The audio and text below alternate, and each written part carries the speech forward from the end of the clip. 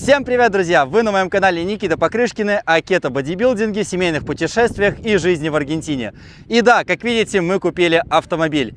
И в этом ролике я расскажу о многих нюансах покупки авто на примере нашего случая. Да.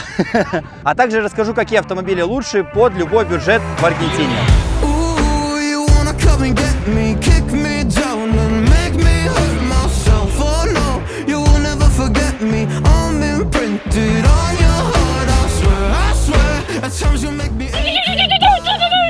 Сколько вы зарабатываете? И меня тиранули на повороте. Плюс-минус то же самое.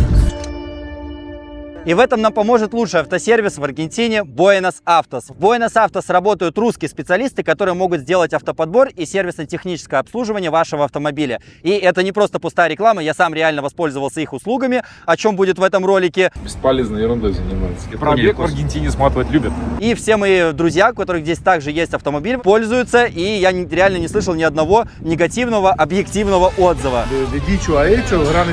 Топ-3 самые выгодные машины для Аргентины. Я стараюсь ходить пешком. Итак, переходим к ролику. Приятного просмотра. Если коротко, то берете машину в Чили в 2 раза дешевле и катаетесь здесь в Аргентине.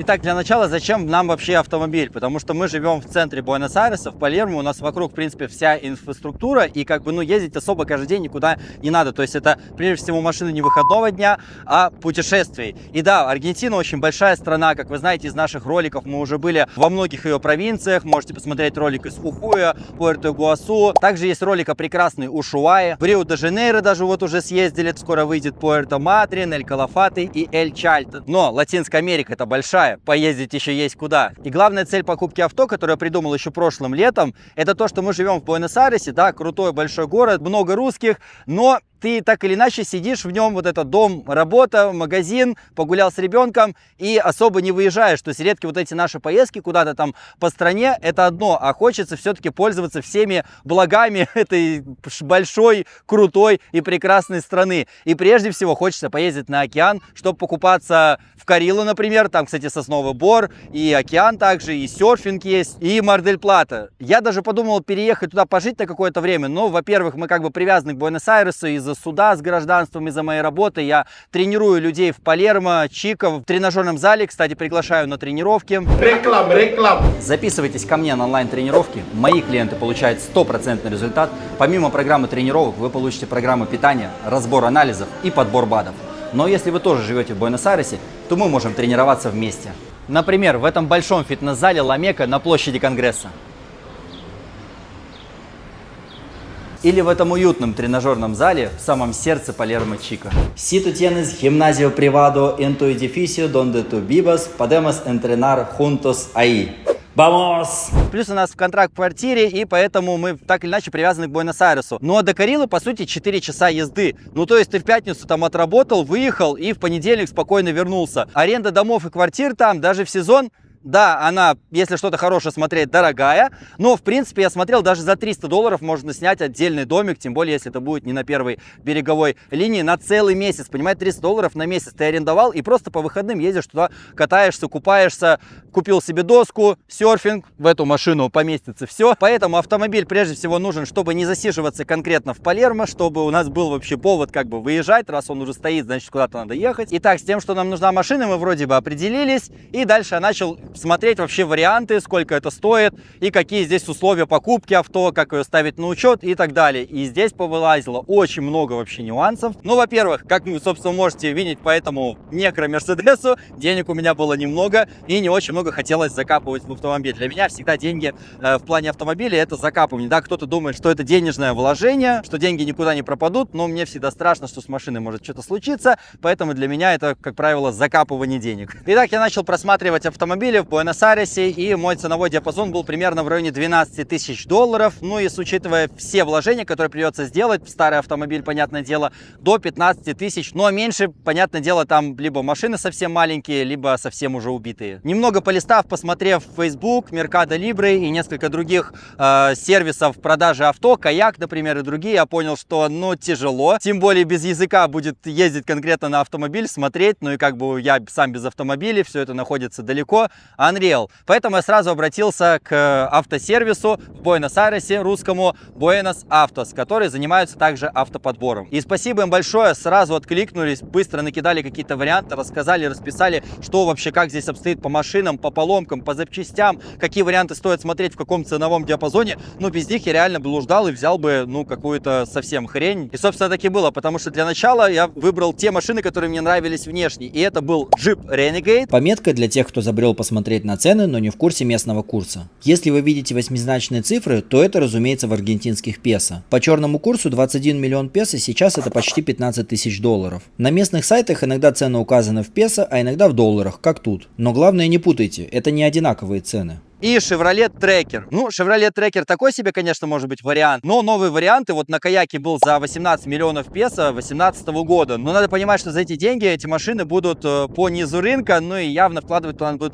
много, и вообще непонятно, какие там будут варианты. Как мне ребята сказали с Buenos Autos, что ну такие машины даже они не ездят, потому что понаездились уже, и, как правило, все это хлам. Jeep Renegade, кстати, один был за 18 миллионов песо, когда я только начал искать, его быстро забрали, вообще там были прикольные фотки, это было обычный продавец, человек, то есть не какой-то автосалон, вроде бы ровный автомобиль, но, во-первых, быстро забрали, во-вторых, как мне опять же сказали, что Chevrolet Tracker и Jeep Renegade и другие подобные им автомобили ломаются, запчасти, например, на Jeep вообще не из дешевых, поэтому не стоит вообще рассматривать эти автомобили в этом ценовом диапазоне, то есть их надо смотреть 20-25 тысяч долларов. Собственно, изначально мой запрос был это просто бюджетный максимально автомобиль, который не ломается для поездок на море, ну, чтобы был более-менее большой багажник, чтобы можно было там собаку загрузить, какие-то вещи. И, конечно же, в какой бы мы стране ни жили, все сводится при таких критериях к одной машине. Toyota Prius.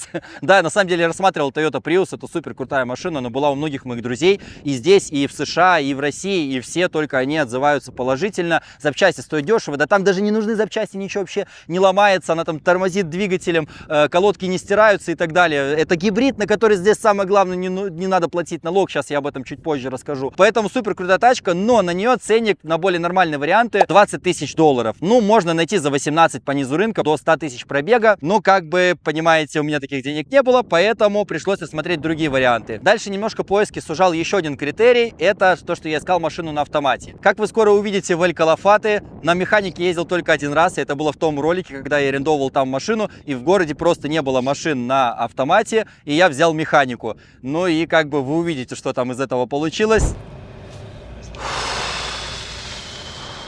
Так, значит, нажимаю сцепление и отжимаю. Первая передача не нужна, трогаемся на нейтралке. Левое сцепление, на нейтралке трогаемся, потом добавляем чуть, отпускаем сцепление, добавляем чуть газ, потом, когда набираем скорость, уже переключаемся на первую передачу. Отпускаем газ, нажимаем сцепление, переключаемся на первую передачу, отпускаем сцепление плавно и нажимаем на газ. Ну, будем на первой передаче ехать. Первая передача. Я заглох. Ага.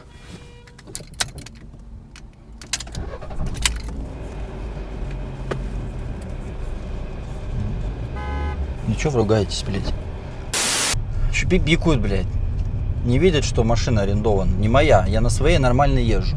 Ну, я думаю, будет дико смешной ролик, особенно для автолюбителей. В общем, нормальные машины на автомате, седаны мы не рассматривали, поэтому от SUV и что-то больше. Это был либо вот этот Mercedes ML, либо Toyota RAV4, либо один из самых популярных здесь вариантов, наверное, в Аргентине, я на дорогах постоянно вижу, это Honda HR-V. Есть его более поздняя версия поприкольнее HR-V, но она уже гораздо дороже. Toyota и Honda можно найти в этом ценовом диапазоне, но это будет в районе десятых годов. И, кстати, в отличие от Honda, например, это внедорожник полноприводный, да, с раздаткой, с понижающей передачей, то есть это прям джип, на котором можно просто хоть в снег, хоть в горы, хоть куда. Я такие видосы смотрел, что на нем делают уже, это просто кошмар. При этом реально большинство отзывов, которые я видел, они говорят о том, что эта машина, ну, вечная, неубиваемая, ход у коробки и у двигателя по 500 тысяч, ну, здесь, кстати, 138 тысяч, поэтому машина вообще супер класс. А еще это тот самый Mercedes, который снимался в фильме «Парк юрского периода», и после этого он даже стал культовым. Это один из моих любимых фильмов детства, поэтому держу в курсе.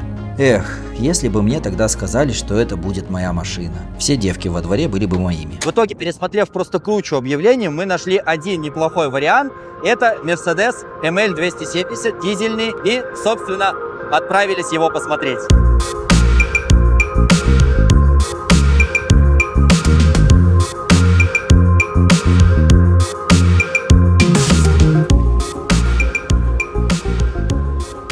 Бампер ударен. Первый вердикт. Вердикт, мне нужен первый бампер ударенный. Вы еще не посмотрели. Бампер ударен сильно. Сбиваем до 11. Значит, уже... Надо, чтобы было за что зацепиться. А то, что там это, лак отслаивается, ничего. По-аргентински. Бесполезной ерундой занимается. Тут, собственно, уже даже можно и зачем смотреть, когда здесь так понятно. Типа красили? Плохо красить. Что, Никита? Да, итак, el nombre imposible de hoy. Видишь, да, какая шагрень? Да, Вот не просто вот так. Да, я вижу, она прям вот так.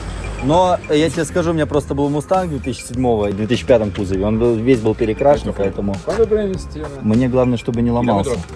И дешево. Что же еще? Слушай, ну пробег у него родной, но ты его тут собираться. Вот посмотри на это. Видишь? Просто, блядь, выломано все нахуй. Ну вот. Ну такой, да. Купил для женщины своей, а женщина что-то не в ладах с коробкой автоматических. Ага, пиздит полный. Я честно тебе могу сказать, это отменно. Да? Ну, видишь, он весь, короче, на самом деле весь. Он весь вмятина, у него везде шпакля, он везде крашен. У него, скорее всего, просто ты поездишь на нем, сколько? И начнут просто лезть лак. Ну а типа что здесь как бы особо вариантов-то других нету и относительно ценника. Надо расценивать машину еще с точки зрения ее продажи потом.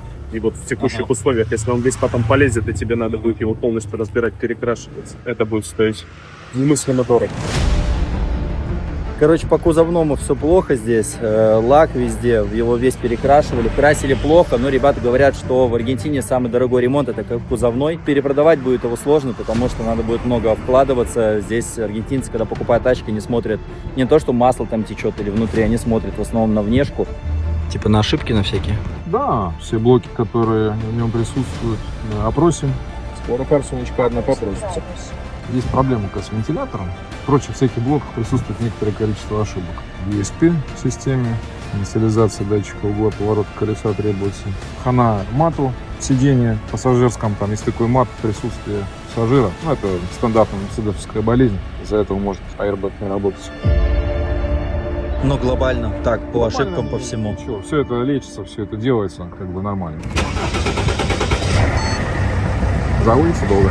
Район, в котором мы смотрим машину, называется Вилья Уркиза. И, знаете, после Палермо, после тех районов центральных, здесь ощущается как такая одноэтажная Америка.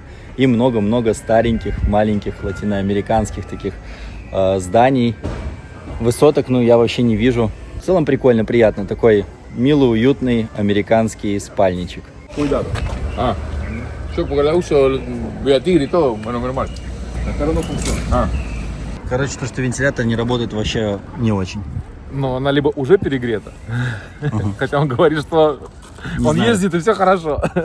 Скорее всего, он уже ее подогрел разок и решил, что узнал стоимость вентилятора с блоком управления этим вентилятором и решил, что ну... А что примерно? Баксов 300. Пробег в Аргентине сматывать любят. В этой машине пробег достаточно легко сматывается. Он здесь только в приборной панели хранится, да, и смотать ничего не стоит. Но по состоянию, по общему состоянию салона, каких-то косвенных таких вещей можно судить, что в целом, если смотали, то немного. Домики тут такие, вроде одноэтажные, а как бы это... Боже мой. Дорогущий, да. Да? Где-то 1500 стоит. Тачки такие прилично стоят. Но смысл в том, что на машине оттуда не уехать. То есть ее оттуда везти только на эвакуацию. Главный минус — это состояние ее ЛКП, потому что там сразу на глаз видно, что тебе нужно потратить минимум $2000 в ее внешнее состояние для того, чтобы она стоила тех денег, которые она сейчас стоит. В общем, как вы поняли, машина была убитая. Ну и запереть такую машину в автосервис на несколько месяцев, чтобы там как минимум у него все меняли, а еще и красили, если. Поэтому этот вариант мы сразу отбросили. И еще один немаловажный интересный момент, почему Федя, работник этого автосервиса, посоветовал этот Mercedes ML, потому что у него такие были в России, и он точно так же ездит на таком же здесь, в Аргентине, и вообще не знает никаких проблем. Нашел более-менее живой, немножко в него вложил и ездит. В общем, едем мы назад на таком же его Мерседесе, и у меня такая, знаете, мысль проскользнула, что вот, блин, вот у него-то тачка явно, он себе явно нашел как бы нормальную, еще и уже обслужил, все там сделал, вот, наверное, у него вариант супер крутой, вот как-то поможет быть, и вот эту вот именно машину у него бы, может быть, выкупить, может, ему не нужна, это буквально вот секунда, но она просто промелькнула. И что вы думаете, мы едем дальше, общаемся, знакомимся, и выясняется, что, в общем-то, сейчас им нужны деньги, и он такой поворачивается, а не хочешь ли ты забрать у меня этот Мерс? Да, вообще, ситуация, конечно, патовая, автоподборщик подобрал свой автомобиль. Где это вообще видано? Словом за слово, через какое-то время я уже еду на его автомобиле, и он мне рассказывает, что он успел сделать, а что еще надо в нем доделать. И действительно оказалось, что он поменял в этом автомобиле практически все. Ну, естественно, как бы сам работая в автосервисе, что бы не поменять, да? В общем, спустя несколько дней мы посмотрели еще несколько вариантов, ничего хорошего не нашли, и в итоге сошлись по цене на этот автомобиль. И да, это тот самый Mercedes, на котором мы поехали смотреть другой Mercedes ML, на том, на котором мы возвращались, и в итоге это оказался наш новый автомобиль.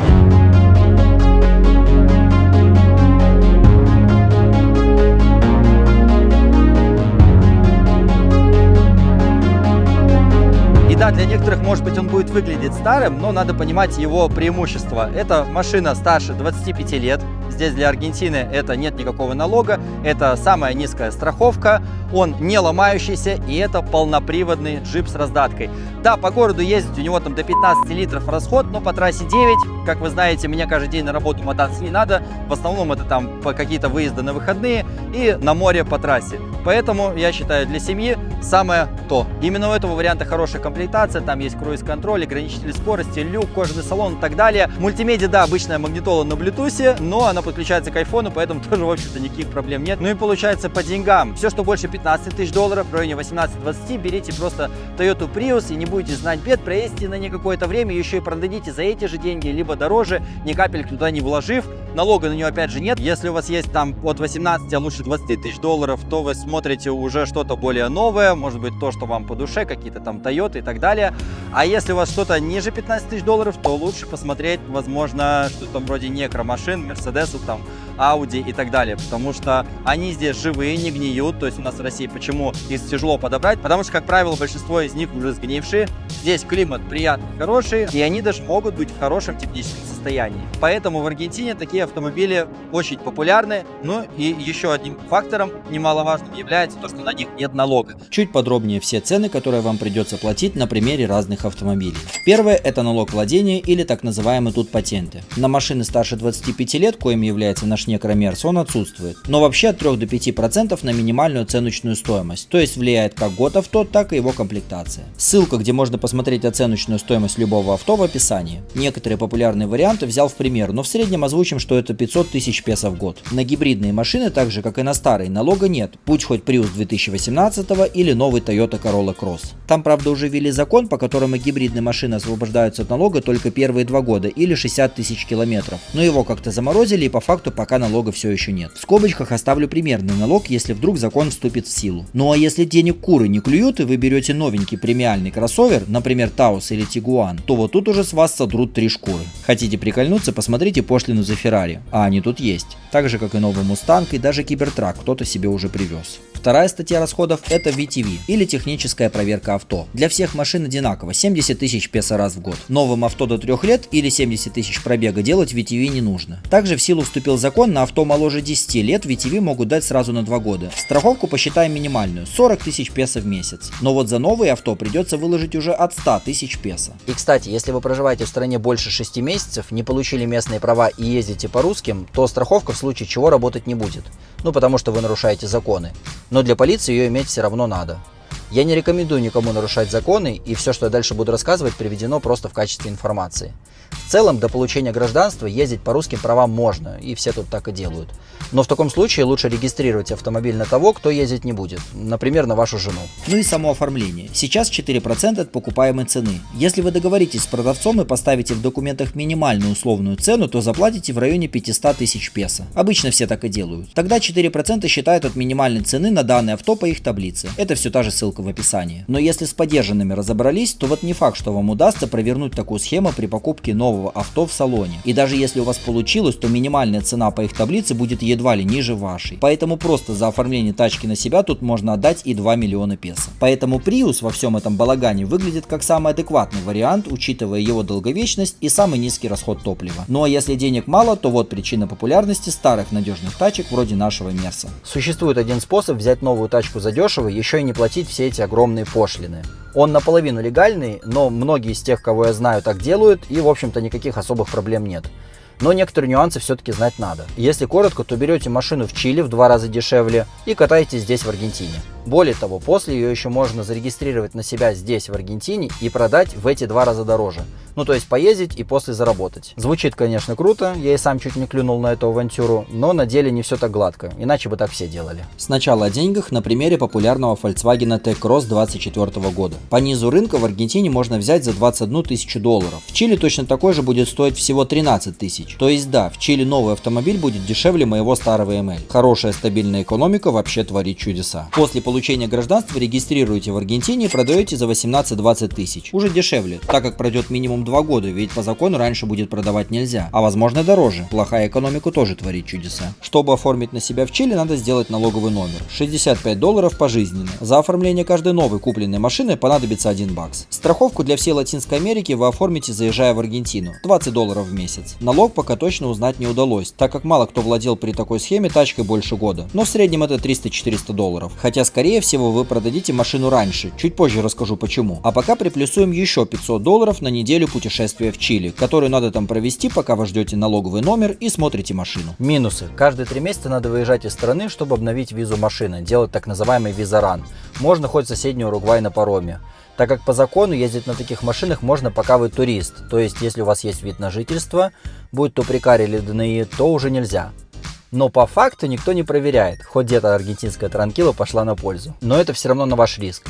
А вот как только вы приняли гражданство, то надо ее либо продавать, снова выезжая в Чили, либо регистрировать здесь в Аргентине, так как гражданам страны запрещено пользоваться машинами из других стран на постоянной основе. Въезд могут дать, но только 1 раз и на пару месяцев. Со всеми пошлинами регистрация авто в Аргентине выйдет не дешевле, чем просто купить машину тут. А учитывая, что оформление может длиться несколько месяцев, а то и год, и естественно все это время вы не можете пользоваться автомобилем, то будет менее проблемно просто выехать и продать ее в Чили. Но способ оформить и заработать все-таки есть. Итак, по закону любой иммигрант после получения гражданства имеет право бесплатно перевезти 1 контейнер вещей со своей родины. В нем может быть и ваша машина с прежней страны проживания. Вы же все-таки не должны переезжать в другую страну с голой попой. Да, мы так и делаем, но закон предусматривает и другой вариант. А вот если эта машина оценится меньше 15 тысяч долларов, то вы вообще освобождены от уплаты пошлины. Регистрируйте ее в Аргентине, заплатив только налог, и делайте с ней что хотите. Через 2 года. Собственно, пользуясь этим правом, вы можете купить машину в Чили до 15 тысяч долларов, перевезти сюда, оформить и продать за 20. Звучит красиво, но на деле машина должна быть куплена не менее чем за 3 месяца до получения гражданства, а вообще по закону до получения вида на жительство, то есть до вашей первой прекарии.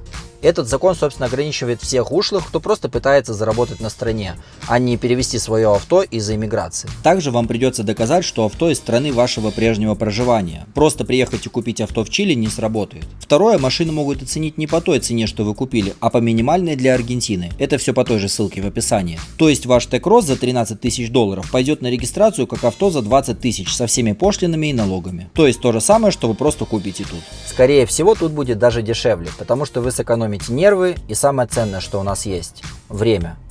Да, я слышал, что у кого-то прокатывало, кто-то делал быстро, у кого-то даже там оценивали машину по купленной стоимости, а не по аргентинской. Но на деле штрафстоянка на таможне забита, а все реальные последние случаи, о которых я слышал, это отказы. Если у вас другой опыт или вы хотите попробовать сами, то напишите в комментариях, и мы потом запишем ролик, где вы сами обо всем расскажете. Но если вы хотите поездить на новой тачке задешево до получения гражданства, то в принципе схема полурабочая. Опять же, я не рекомендую никому нарушать законы. Как видите, я сам купил машину в Аргентине. Ну а здесь просто делюсь опытом других людей. И главный момент. Все, что я рассказал, работало до новых законов о иммиграции. Для тех, кто подал документы после мая 2025 года, действуют новые правила. Теперь для получения гражданства нужно прожить, уже имея вид на жительство в стране, минимум 2 года беспрерывно. То есть каждый новый выезд из страны по любой причине будет обнулять этот счетчик. Владение автомобилем в Аргентине – это большие расходы и постоянная головная боль. Ежегодная техническая проверка, страховка, техническое обслуживание авто с поиском запчастей, которых зачастую или просто нет, либо они стоят по цене вашей почки. Но решение всех этих проблем есть. Аренда авто у моих друзей VIP Rent-A-Car. У ребят большой автопарк машин по адекватным ценам в Аргентине и преимущество перед другими арендами. Не надо вносить депозит. И хочу вас познакомить с их представителем Ириной. Ира, привет! Никита, привет! Спасибо, что пригласил. Очень рада тебя видеть. Как вы давно в Аргентине и с чего вообще началась история аренды автомобилей? Мы в Аргентине уже почти 2 года, и когда мы сюда прилетели, мы столкнулись с одной большой проблемой, что мы не могли арендовать авто. Мы не могли выполнить какие-то дела быстро, просто мобильно, не говоря уж о том, что хотели посетить какие-то провинции и вообще посмотреть Аргентину в целом. Какие у вас есть машины и какая цена? Наш сервис изначально проектировался на VIP-автомобили, и все автомобили у нас премиум-класса, ну, такие как Lexus, BMW, Mercedes. Сейчас в последнее время стало более много запросов на бюджетные автомобили. Собственно, чем мы сейчас и продолжаем заниматься, приобретаем сегмент бюджетного класса, и стоимость автомобилей у нас начинается от $40. Сколько вы зарабатываете? Ладно, шучка. Да. Ребята, что вы тут делаете? Можете отойти от машины, мне уехать надо. Пошли быстрее. Блять. Фейспалм, просто фейспалм. А это ваш? О, вот это да. Как будто в будущее попадаешь, я как будто на космолете. Это как будто в «Звездных войнах» оказался просто сокол тысячелетия. Смотря что употреблять. Посмотрите, какой космос. Где я? Мама, я в Дубае. А, это Аргентина. Офигеть, у вас что, тут сенсор? Да, у нас все автомобили – это максимальная комплектация. Смотрите, сейчас покажу. Вот тут вот сенсор. И вот там вот магия происходит. Будущее наступило, пока мы ездим на Мерседесах 99-го года. И также хочу тебе продемонстрировать наши коврики, которые прям уютно, как дома. С подогревом? Обязательно. Я на коврах без подогрева не езжу, потому что пятки замерзают. Подогрев не только у ковриков, но еще и у сидений. То, что нужно сейчас, наступает лето, и это первая необходимая вещь в декабре, так особенно. Летом, да? Ну, естественно. В декабре. Ну, говорят, что летом нужно пить горячий чай, ну и включать подогрев. Тогда ладно. Арендуя авто, вы избавляете себя от всех проблем и просто пользуетесь современным автомобилем. Ссылка на их телеграм в описании. Ты не сказала пока. Аста луга. Чао-чао. Аста пронто. Короче, поездила я, наверное, месяцок, и меня тиранули на повороте.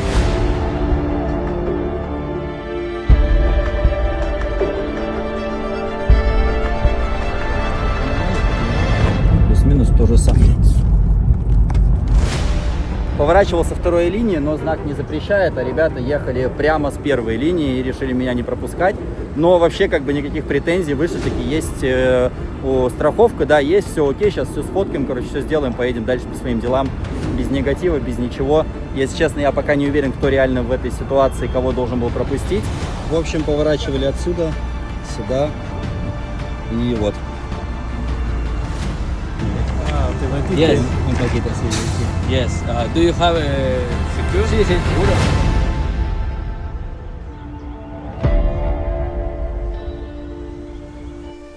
На самом деле повезло, меня немножко там тиранули, чуть краска облезла и слетел бампер, но ничего не сломано, то есть бампер назад одел и все было как раньше, за исключением немного потертости и краски.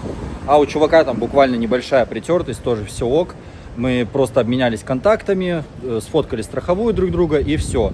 Здесь на дорогах не надо ждать, если вы попадаете в какую-то такую ситуацию, никакие службы, ДПС и так далее, никто не приедет. Если нету пострадавших серьезных, да, то всем как бы на все чихать. И просто фоткаете знаки, фоткаете то, что произошло вокруг, в каком состоянии машины, оставляете это потом для страховой, ну и разъезжаетесь на все про все, минуту это занимает. Смысла нет стоять, договариваться и так далее, как это в России у нас устроено.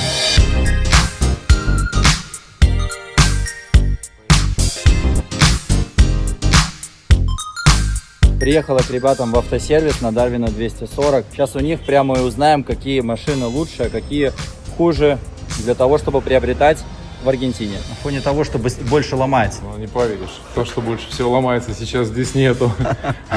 Оно где-то мотается, где-то ездит еще. Что-то у Джор неплохая слава, да? При этом все покупают. Я даже тебе не говорил марку и модель, да, ты уже сам все знаешь. Ну, а это дешевая машина, как будто бы. Много машин за мало денег. Но она не так, чтобы дешевая на самом деле. Продают как минимум от 15 тысяч долларов ее. Плохие варианты за 12, но там надо вкладывать и вкладывать. Ну, люди-то это не всегда понимают. Ну, они да. такие: о, дешево, берем. Семиместные, удобные. Да. Привозят сюда и такие: ой-ой-ой, что ж я взял? Топ-3 самые выгодные машины для Аргентины, не ломающиеся. Не ломающиеся 3. Я думаю, что не ломающиеся это все-таки японцы, как ни странно бы не звучало. Ну, сам я, допустим, езжу на CR-V на Хонде и очень полюбливаю эту машину, потому что она действительно надежная, ушатать ее очень тяжело. Купи Тойоту и забудь дорогу в мастерской. Самая нормальная машина здесь это Тойота. А какие топ-3 из Тойоты вы бы взяли? Королла, Камри и все. И Хайлукс для деревенских. Все. У них это самые 3 машины, которые для них, они более-менее самый нормальный сервис у них, во-первых. Потому что вот эти все Peugeot, Renault и все остальные просто охуеть. Да что там говорить, мы с Audi поехали в сервис, нам просканировать его не могли. Бывает такое, и после дилеров машинки приезжают и говорят: ой, не смогли починить. Вот, буквально совсем недавно Ford был. Дилеры лапой кверху сказали: мы не знаем, что это. Мерседес приезжал ко мне после дилера, свежий достаточно Мерседес. 1,5 литра масла не хватало в коробке. Просто человек приехал после дилерского обслуживания, и там меняли масло в коробке. На сервисах аргентинских бывает, что напишут бумажку, деньги возьмут за запчасти, за работы, а по факту ничего не делалось. Из неломающихся, да, это Toyota. Ну, наверное, первое все-таки место Toyota, Honda, Nissan. Запчастей нет, и очень дорогие запчасти в Аргентине, не Nissan. Мерсики, ну, Мерсики надежные в основном. А конкретно какие-то марки любимые? Ну, Honda CR-V, да, это вообще бестселлер. В Toyota в таком бюджетном варианте это, конечно же, Corolla. Особенно мне нравятся Corolla, которые с 7-го, наверное, по 14-й, по 15-й год. Они стоят не очень много, и в целом, чтобы там ломалось, вот это нонсенс. А топ-3 худших, которые чаще всего ломаются? 100% американцы. Chrysler. Chrysler это прям беда-беда. Peugeot, Renault, да, такие. Их же тут много, французов, в Аргентине. А качество у них, ну, такое. Dodge и Chrysler всегда идут в основном с Мексики. В Мексике, вот я буквально недавно был в Мексике, запчастей на них как говна стоит, извиняюсь, копейки. Простой пример вот с моим Chrysler'ом, когда эти резинки сраные, которые здесь вот рядом за 2 квадраты, меня брали 660 тысяч песо за 4 резинки. Я купил их в Мексике за $12. И $8 заплатил за Uber, чтобы за ними съездить забрать. А то, что сейчас открылось импорт, и вроде с eBay можно заказывать там. Ну, здесь, в Аргентине, как здесь говорят, от слова сказать до слова сделать, целые ущелья, поэтому это абизм, как, да? De dicho a hecho, gran estrecho, то есть здесь скажут тебе, наговорят тебе много чего, а сделают. А получается худшие у нас Chrysler, Dodge, Citroёn, Peugeot Dodge, и... Citroёn, Peugeot, Renault. Да, это вот прям совсем плохо. Они не любят свои машины. Они ездят до последнего, пока не сломалось. И не обслуживают. Поэтому здесь не ломающихся автомобилей нет. Они все приходят на коленях. А вы на какой ездите конкретно? Я стараюсь ходить пешком. Вот автосалон, который занимается редкими дорогими автомобилями, привез машину в районе 100 тысяч долларов. Она стоит эксклюзивный кабриолет Mercedes SL с V12 двигателем. Пробег всего 40 тысяч, в идеальном состоянии, но течет антифриз. Не побоялись, привезли ребятам, поэтому обращайтесь, рекомендую. Короче, скромненько двигаемся в Буэнос-Айресе. Вот такой аппарат мне дали поводить. То, что больше всего ломается, сейчас здесь нету. Dodge Journey. Одна из самых здесь вообще популярных машин в Аргентине, в особенности для русских, потому что семиместная, и на ней круто путешествовать по большой Аргентине, удобная. Ну, как бы, не знаю, надо тестировать, конечно, на первый взгляд мне не очень нравится. Она тоже очень много жрет. В общем, как и мой бензин. Мерседес, наверное. Но я не знаю, вот я сел, я как будто провалился по сравнению с Мерседесом. Я уже привык, внедорожник такой, садишься, как, знаете, такой на вершине горы. Здесь куда-то провалился, что-то ничего не видно, назад вообще там не глядеть. О, кстати, это, по-моему, это семиместный вообще или нет? Там еще 2 сиденья, наверное, поднимаются. Такой вот сидишь, и как бы ничего не видно. Где-то в низинке. Назад взглянул, вообще ни хрена не видать. Ну, как бы такое. Ну что, прокатился я на вашем Dodge Journey популярном. Ну, ощущение так себе после Мерседеса, не знаю. Здесь 2013 год, то есть относительно, в принципе, новая машина, в отличие, да, от Мерседеса 99-го. Но ощущается, да, внутри приятно, кожаный салон, все такое чистенькое, новенькое. Экранчик, уже на руле кнопки, но...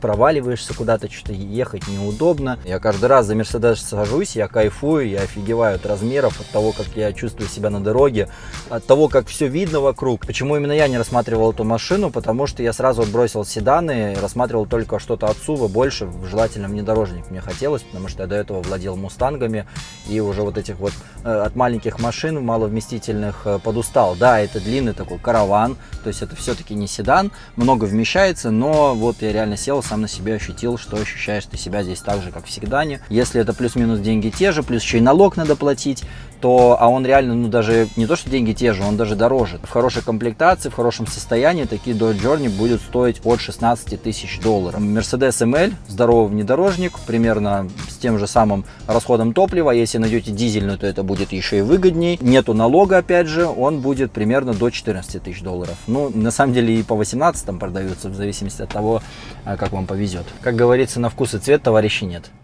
Ну вот, в общем-то, и все. Если вы знаете какие-то нюансы покупки автомобиля в Аргентине, которые я не озвучил, то напишите в комментариях, я думаю, будет интересно. Как вы поняли, впереди вас ждет много нового контента, связанного с этим автомобилем и с путешествиями. Спасибо, что досмотрели до конца. Всем йоу, чуваки, и до скорого.